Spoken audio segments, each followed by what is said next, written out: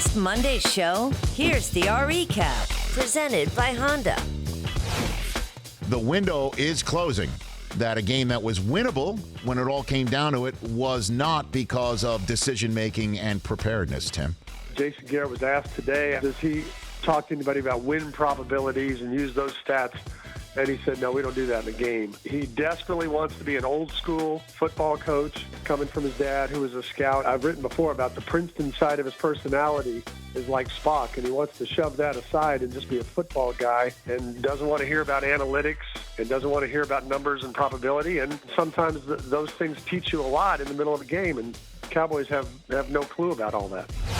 Booger McFarland, which team is the team to beat? I think on the NFC side, it's the 49ers. I get it. Some people aren't sold on Jimmy Garoppolo.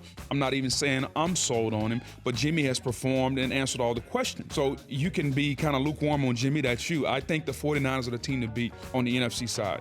On the AFC side, probably surprise people. I'm going to go with the Patriots. Something tells me that Belichick wants that matchup. He wants Ravens in Foxborough against Lamar, especially after the way Lamar embarrassed them in Baltimore this year. So I would lean Patriots, AFC, 49ers on the NFC side. John Dornbos, great to see you, John. I love it. Thank you for having me. So who are the toughest players to coach up on special teams? The big men on campus who are drafted, or somebody who scams their way into being a long snapper? Let's relate these two characters. You got the first round big fish, Yeah. and then you got a guy like me. You know, I was fortunate to play with a dude named London Fletcher.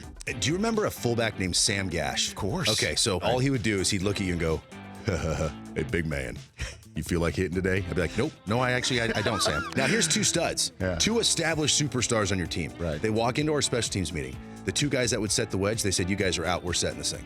They set the wedge. Terrence Migay takes it 100 yards for a touchdown. Sam Gash knocks a dude out, and he just looks at the sideline and goes, trainer, big dude down. He don't want to hit. So what do you think Jerry's going to do, Tim? Where do you think he looks? Lincoln Riley is an obvious name. Is the obvious the most likely? I think it is if Lincoln Riley wants to do it. I mean, he always says, I'm not interested in the NFL right now. At some point, he's going to run out of Heisman-type quarterbacks to transfer into Oklahoma. I think Lincoln's the first choice, and then after that, it could be anywhere from any coordinator you want to name to Jason Witten. Jason Witten. I think that's always a possibility. If Jerry truly believes all the players are in place, I could see him doing that. I don't think it's the smartest thing in the world, but I know a lot of people think it could happen. For more Rich Eisen Show, tune to Audience Channel 239 on DirecTV or download the Rich Eisen Show app.